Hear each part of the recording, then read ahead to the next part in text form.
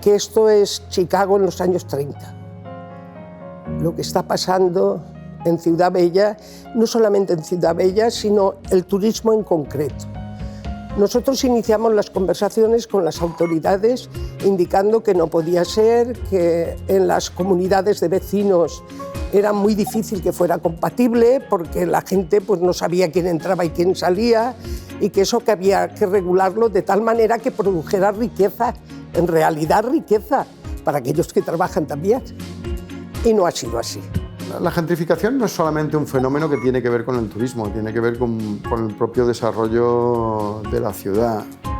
Entonces, echar la culpa al turismo de esto, pues probablemente da más visibilidad a la protesta, pero es una visión muy parcial. Una calle donde no hay comercio es una calle donde a la larga desaparece el residente.